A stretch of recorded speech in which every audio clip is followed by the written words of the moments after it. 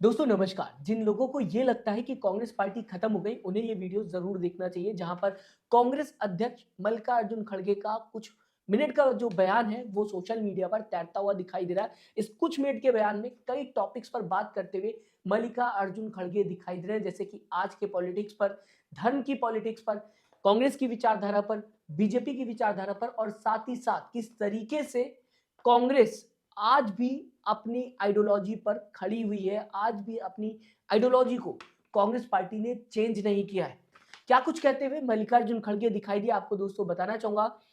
जबकि आज कांग्रेस का 140 फाउंडेशन डे था, तो ऐसे में मल्लिकार्जुन खड़गे अपने बयान में कांग्रेस नेताओं को संबोधित करते हुए दिखाई दे रहे थे, और कहा जा सकता है देश की जनता को भी संबोधित करते हुए दिखाई दे रहे थे। इस दौरान उन्होंने कहा कि जो कहते हैं कांग्रेस खत्म हो गई, उन्हें ये बात जान लेनी चाहिए या फिर समझ लेनी चाहिए कि हमने समझौता नहीं किया। ना ही कांग्रेस पार्टी ने कॉन्स्टिट्यूशन से समझौता किया, ना ही कांग्रेस पार्टी ने सेक्युलरिज्म से समझौता किया, ना ही कांग्रेस पार्टी ने गरीबों के साथ समझौता किया, या फिर ये कहा जाए गरीबों के हक के साथ समझौता किया।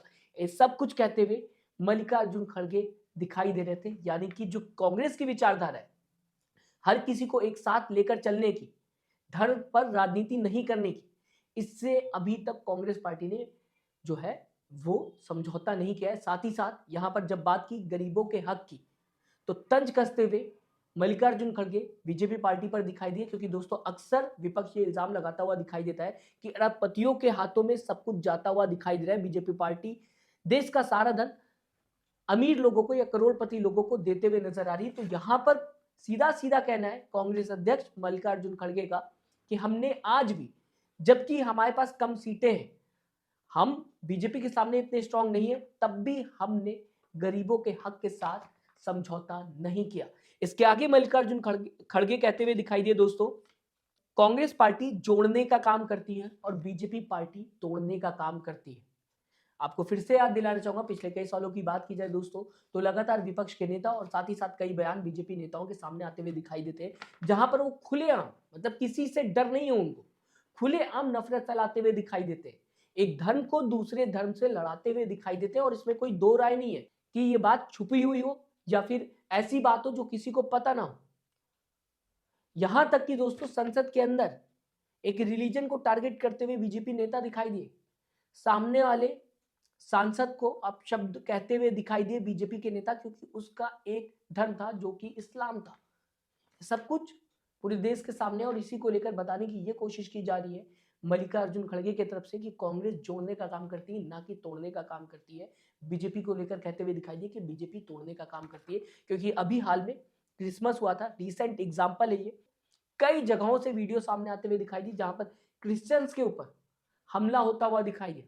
इसे लेकर बीजेपी की तरफ से कोई भी प्रेस कॉन्फ्रेंस नहीं हुई, कोई भी सफाई नहीं दी गई, क्योंकि दोस्तों जो संगठन बीजेपी का सबसे ज्यादा सपोर्ट करते हैं वही ये हंगामा करते हुए दिखाई दिए, तोड़फोड़ करते हुए दिखाई दिए, तो कहां बीजेपी इनके खिलाफ बोल सकती थी। इसी के साथ दोस्तों अगर बात की जाए, मल्लिकार्जुन खड़गे ने यह भी बताने की कोशिश की कांग्रेस के लिए रिलीजन आस्था का विषय है, दूसरी तरफ बीजेपी रिलीजन को पॉलिटिक्स में उतार चुकी है, या फिर ये कहा जाए रिलीजन पर ही पूरी की पूरी पॉलिटिक्स कर रही है। तो यहां पर आज की पॉलिटिक्स पर बात करते हुए दिखाई दिए मल्लिकार्जुन खड़गे कि किस तरीके से आज धर्म की राजनीति होते हुए दिखाई दे रही है बीजेपी की तरफ से। साथ ही साथ कांग्रेस ने कैसे अपनी विचारधारा से कॉम्प्रोमाइज नहीं किया, इस पर भी बात करते हुए दिखाई दिए। साथ ही साथ दोस्तों किस तरीके से कांग्रेस जो है आज भी सेक्युलरिज्म को पूरी तरह से मानती है और साथ ही साथ इस पर कायम है, इसकी भी बात करते हुए मल्लिकार्जुन खड़गे दिखाई दिए। आपके सामने बिना देरी के मल्लिकार्जुन खड़गे का ये जो कहते हैं कांग्रेस खत्म हो गई है, उन्हें बताना चाहता हूं, हमारे पास सत्ता कम हो सकती है लेकिन हमारी रीढ़ अभी भी सीधी है। हमने समझौता नहीं किया, न संविधान से, न धर्मनिरपेक्षता से, न गरीब के हकों के लिए। हम सत्ता में न हो लेकिन सौदेबाजी नहीं करेंगे। कांग्रेस ने कभी धर्म के नाम पर वोट नहीं मांगा।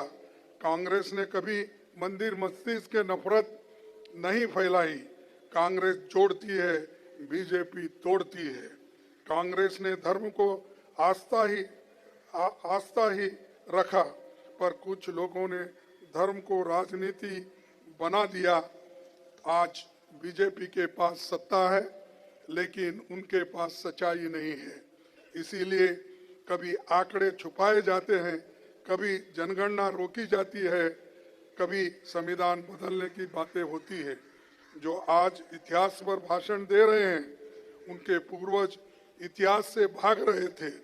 कांग्रेस विचारधारा है और कांग्रेस विचारधारा कभी मरती नहीं। दोस्तों कुछ ही मिनटों में मल्लिकार्जुन खड़गे ने यह बताने की कोशिश की कि आज की जो राजनीतिक लड़ाई हो रही है बीजेपी और कांग्रेस के बीच में, ये किस टॉपिक पर होते हुए नजर आ रही है और कांग्रेस पीछे नहीं हट रही है अपनी विचारधारा से, फिर चाहे कम ही सीट कांग्रेस पार्टी ला रही। इस बीच अगर बात की जाए, पिछले कई सालों से विपक्ष ने कई बार बताने की कोशिश की है, खासकर राहुल गांधी की बात की जाए, कि देश में किस तरीके से नफरत की राजनीति फलते फूलते हुए दिखाई दे रही है और नफरत की राजनीति पर सत्ता हासिल करने की कोशिश की जा रही है।